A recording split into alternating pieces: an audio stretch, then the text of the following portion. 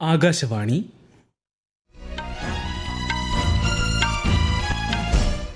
നമസ്കാരം. വാർത്തകൾ വായിക്കുന്നത് അരവിന്ദ്.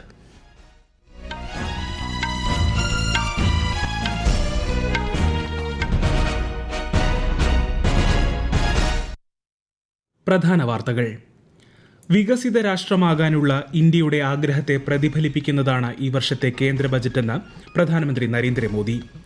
ഇന്ത്യ വേദിയാകുന്ന ആഗോള നിർമ്മിത ബുദ്ധി ഉച്ചകോടി നാളെ ന്യൂഡൽഹിയിൽ ആരംഭിക്കും. ഇതോടനുബന്ധിച്ചുള്ള പ്രത്യേക പ്രദർശനം പ്രധാനമന്ത്രി നരേന്ദ്രമോദി ഉദ്ഘാടനം ചെയ്യും.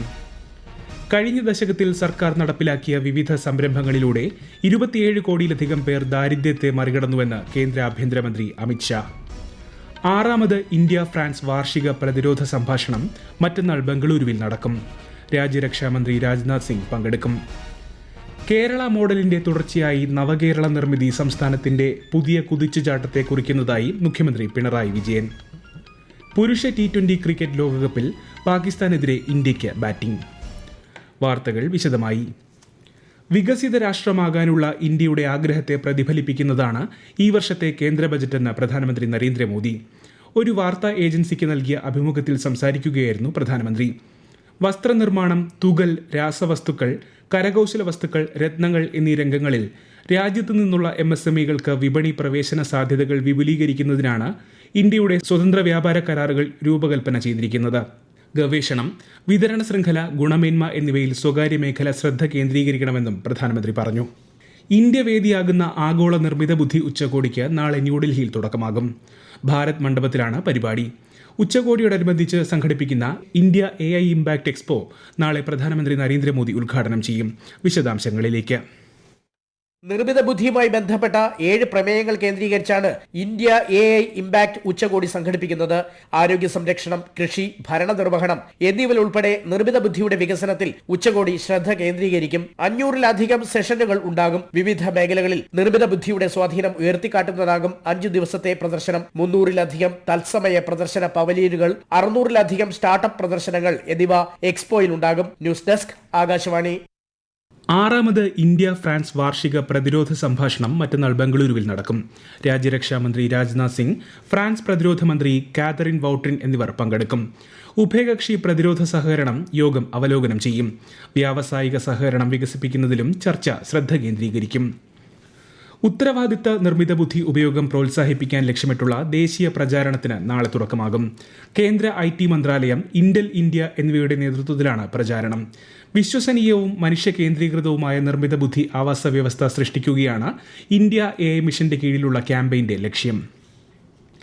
G4 രാജ്യങ്ങളുടെ വിദേശകാര്യമന്ത്രിമാരുമായി വിദേശകാര്യമന്ത്രി S ജയശങ്കർ കൂടിക്കാഴ്ച നടത്തി.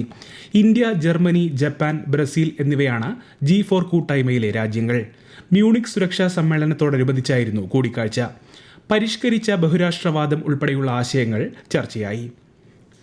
കഴിഞ്ഞ ദശകത്തിൽ സർക്കാർ നടപ്പിലാക്കിയ വിവിധ സംരംഭങ്ങളിലൂടെ 27 കോടി ആളുകൾ ദാരിദ്ര്യത്തെ മറികടന്നുവെന്ന് കേന്ദ്ര ആഭ്യന്തരമന്ത്രി അമിത്ഷാ.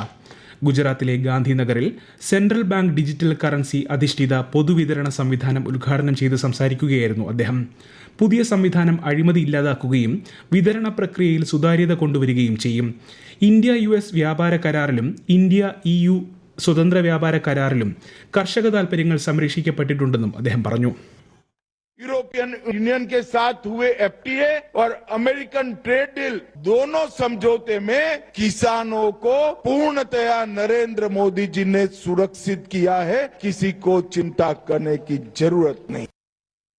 പുതിയ പൊതുവിതരണ സംവിധാനത്തിന് കീഴിൽ ഗുണഭോക്താക്കൾക്ക് സാധന സാമഗ്രികളുടെ വിശദാംശങ്ങൾ ഉൾക്കൊള്ളുന്ന ഡിജിറ്റൽ വാലറ്റ് ടോക്കണുകൾ നൽകും. റിസർവ് ബാങ്ക് ഓഫ് ഇന്ത്യയുടെ അംഗീകൃത ഡിജിറ്റൽ കറൻസി ഉപയോഗിച്ച് പൊതുവിതരണ സംവിധാനത്തിൽ സബ്സിഡികൾ കൈമാറുന്ന ആദ്യ സംസ്ഥാനമായി ഇതോടെ ഗുജറാത്ത് മാറി.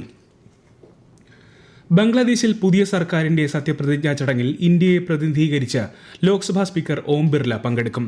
ഈ മാസം 17-ന് ധാക്കയിലാണ് ബംഗ്ലാദേശ് നാഷണലിസ്റ്റ് പാർട്ടി അധ്യക്ഷൻ താരിഖ് റഹ്മാന്റെ നേതൃത്വത്തിലുള്ള സർക്കാർ അധികാരമേൽക്കുന്നത്. ഈ വാർത്തകൾ ആകാശവാണിയിൽ നിന്ന്. ആകാശവാണി വാർത്തകളും വാർത്താ അധിഷ്ഠിത പരിപാടികളും All India Radio news Thiruvananthapuram YouTube ചാനലിലും at All India Radio news Thiruvananthapuram Facebook പേജിലും AIR ന്യൂസ് _തിരുവനന്തപുരം ഇൻസ്റ്റഗ്രാം അക്കൌണ്ടിലും അറ്റ് AIR ന്യൂസ് _TVM X ഹാൻഡിലും ലഭ്യമാണ്. കേരള മോഡലിന്റെ തുടർച്ചയായി നവകേരള നിർമ്മിതി സംസ്ഥാനത്തിന്റെ പുതിയ കുതിച്ചുചാട്ടത്തെ കുറിക്കുന്നതായി മുഖ്യമന്ത്രി പിണറായി വിജയൻ. വിഷൻ 2031 വികസനവും ജനാധിപത്യവും അന്താരാഷ്ട്ര കോൺഫറൻസ് ഉദ്ഘാടനം ചെയ്യുകയായിരുന്നു അദ്ദേഹം. നിയമസഭയിലെ ശങ്കരനാരായണൻ തമ്പി ഹാളിൽ നടന്ന ചടങ്ങിൽ മന്ത്രി GR അനിൽ അധ്യക്ഷനായി. നൊബേൽ ജേതാവ് അമർത്യ സെൻ, ചരിത്രകാരി റോമില താപ്പർ എന്നിവർ ഓൺലൈനായി പങ്കെടുത്തു. ഈ മാസം 17 വരെ നടക്കുന്ന സമ്മേളനത്തിൽ വിവിധ മേഖലകളിലെ ദേശീയ അന്തർദേശീയ വിദഗ്ധർ പങ്കെടുക്കും. വെള്ളത്തിനടിയിലൂടെയുള്ള രാജ്യത്തെ ആദ്യത്തേതും ലോകത്തെ രണ്ടാമത്തേതുമായ ഭൂഗർഭ പാതയുടെ നിർമ്മാണത്തിന് കേന്ദ്ര സർക്കാരിന്റെ അംഗീകാരം. അസമിലെ ബ്രഹ്മപുത്ര നദിക്കടിയിലൂടെ 15.79 കിലോമീറ്റർ നീളത്തിലാണ് ഭൂഗർഭ പാത. വിശദാംശങ്ങളിലേക്ക്.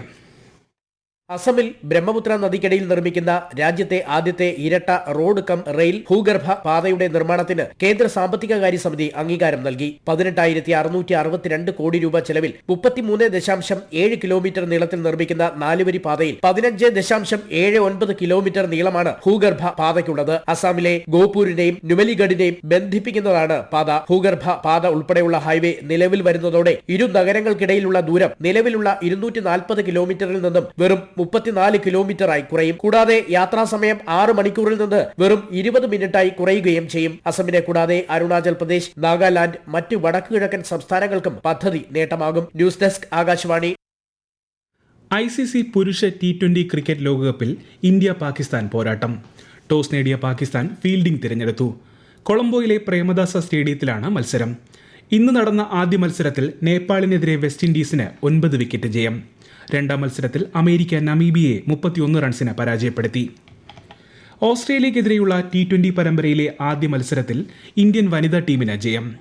മഴ നിയമം അനുസരിച്ച് ചുരുക്കിയ മത്സരത്തിൽ 21 റൺസിനാണ് ഇന്ത്യ വിജയിച്ചത്. ഇന്ത്യൻ സൂപ്പർ ലീഗ് ഫുട്ബോളിൽ മോഹൻ ബഗാൻ FCക്കെതിരെ ജംഷഡ്പൂരിന് 1 ഗോൾ വിജയം. രണ്ടാം മത്സരത്തിൽ ബംഗളൂരു സ്പോർട്ടിംഗ് ഡൽഹിയെ നേരിടും. കേരളത്തിലെ വിവിധ ജില്ലകളിൽ അൾട്രാവയലറ്റ് വികിരണ തോത് അപകടകരമായ രീതിയിൽ ഉയരുന്നു. കഴിഞ്ഞ 24 മണിക്കൂറിലെ കണക്കനുസരിച്ച് ഇടുക്കി ജില്ലയിലെ മൂന്നാർ, ആലപ്പുഴയിലെ ചെങ്ങന്നൂർ, പത്തനംതിട്ടയിലെ കോന്നി എന്നിവിടങ്ങളിൽ അൾട്രാവയലറ്റ് സൂചികയിൽ ഏറ്റവും ഉയർന്ന തോതായ 8 രേഖപ്പെടുത്തി. ജാഗ്രതയുടെ ഭാഗമായി സംസ്ഥാന ദുരന്ത നിവാരണ അതോറിറ്റി ഈ മേഖലകളിൽ ഓറഞ്ച് അലർട്ട് പ്രഖ്യാപിച്ചു. കൊട്ടാരക്കര, ചങ്ങനാശ്ശേരി, ഒല്ലൂർ, തൃത്താല, മാനന്തവാടി എന്നിവിടങ്ങളിൽ യെല്ലോ അലർട്ടും പ്രഖ്യാപിച്ചിട്ടുണ്ട്. കോട്ടയം, എറണാകുളം ജില്ലകളിലേക്കും കേന്ദ്രഭരണ പ്രദേശമായ ലക്ഷദ്വീപിലേക്കും ആകാശവാണി പാർട്ട് ടൈം കറസ്പോണ്ടന്റിനെ കരാറടിസ്ഥാനത്തിൽ നിയമിക്കുന്നതിനുള്ള അപേക്ഷകൾ ഈ മാസം 17 വരെ സ്വീകരിക്കും. അപേക്ഷകർ ജില്ലാ ആസ്ഥാനത്ത് നിന്നും 10 കിലോമീറ്റർ ചുറ്റളവിൽ സ്ഥിരതാമസക്കാരായിരിക്കണം. കൂടുതൽ വിവരങ്ങൾക്ക് newsonar.ar.gov.in, prasarbharati.gov.in എന്നീ വെബ്സൈറ്റുകൾ സന്ദർശിക്കുക. മൂന്നാമത് അന്താരാഷ്ട്ര ആയുഷ് സമ്മേളനത്തിനും പ്രദർശനത്തിനും ദുബായിൽ തുടക്കമായി. ഇന്ത്യയുടെ പരമ്പരാഗത വിജ്ഞാന സമ്പ്രദായങ്ങൾ ആഗോള ആരോഗ്യ ചർച്ചകളുടെ കേന്ദ്ര ബിന്ദുവായെന്ന് പരിപാടിയെ അഭിസംബോധന ചെയ്യവേ കേന്ദ്ര ആയുഷ് സഹമന്ത്രി പ്രതാപ് റാവു ജാദവ് പറഞ്ഞു. ഫെബ്രുവരി 17 വരെയാണ് സമ്മേളനം. ഇന്ന് മഹാശിവരാത്രി. രാജ്യമൊട്ടാകെ വിവിധ ക്ഷേത്രങ്ങളിലും സാംസ്കാരിക സംഘടനകളുടെ നേതൃത്വത്തിലും ആഘോഷങ്ങൾ പുരോഗമിക്കുകയാണ്. കേരളത്തിൽ ആലുവ മഹാദേവ ക്ഷേത്രത്തിലെ ശിവരാത്രി മഹോത്സവത്തോടനുബന്ധിച്ച് കൊച്ചി മെട്രോ ഇന്നും നാളെയും പ്രത്യേക സർവീസ് നടത്തും. കേരളത്തിൽ തീവ്ര വോട്ടർ പട്ടിക പരിഷ്കരണ നടപടികൾ പുരോഗമിക്കുന്നു. കരട് വോട്ടർ പട്ടികയിൽ ഉൾപ്പെട്ടതിന് ശേഷം പിശകുകൾ കണ്ടെത്തിയതിനെ തുടർന്ന് നോട്ടീസ് നൽകിയവർക്കുള്ള ഹിയറിംഗ് പൂർത്തിയായതായി മുഖ്യ തെരഞ്ഞെടുപ്പ് ഓഫീസർ രത്തൻ യു കേൽക്കർ അറിയിച്ചു. അന്തിമ വോട്ടർ പട്ടിക ഈ മാസം 21 പ്രസിദ്ധീകരിക്കും. പ്രധാന വാർത്തകൾ വീണ്ടും. വികസിത രാഷ്ട്രമാകാനുള്ള ഇന്ത്യയുടെ ആഗ്രഹത്തെ പ്രതിഫലിപ്പിക്കുന്നതാണ് ഈ വർഷത്തെ കേന്ദ്ര ബജറ്റെന്ന് പ്രധാനമന്ത്രി നരേന്ദ്രമോദി. ഇന്ത്യ വേദിയാകുന്ന ആഗോള നിർമ്മിത ബുദ്ധി ഉച്ചകോടി നാളെ ന്യൂഡൽഹിയിൽ ആരംഭിക്കും. ഇതോടനുബന്ധിച്ചുള്ള പ്രത്യേക പ്രദർശനം പ്രധാനമന്ത്രി ഉദ്ഘാടനം ചെയ്യും. കഴിഞ്ഞ ദശകത്തിൽ സർക്കാർ നടപ്പിലാക്കിയ വിവിധ സംരംഭങ്ങളിലൂടെ 27 കോടിയിലധികം പേർ ദാരിദ്ര്യത്തെ മറികടന്നുവെന്ന് കേന്ദ്ര ആഭ്യന്തരമന്ത്രി അമിത്ഷാ. 6ാമത് ഇന്ത്യ ഫ്രാൻസ് വാർഷിക പ്രതിരോധ സംഭാഷണം മറ്റന്നാൾ ബംഗളൂരുവിൽ നടക്കും. രാജ്യരക്ഷാമന്ത്രി രാജ്നാഥ് സിംഗ് പങ്കെടുക്കും. കേരള മോഡലിന്റെ തുടർച്ചയായി നവകേരള നിർമ്മിതി സംസ്ഥാനത്തിന്റെ പുതിയ കുതിച്ചുചാട്ടത്തെ കുറിക്കുന്നതായി മുഖ്യമന്ത്രി പിണറായി വിജയൻ. പുരുഷ T20 ക്രിക്കറ്റ് ലോകകപ്പിൽ പാകിസ്ഥാനെതിരെ ഇന്ത്യയ്ക്ക് ബാറ്റിംഗ്. വാർത്തകൾ കഴിഞ്ഞു. അടുത്ത വാർത്താ പ്രക്ഷേപണം രാത്രി 8:35.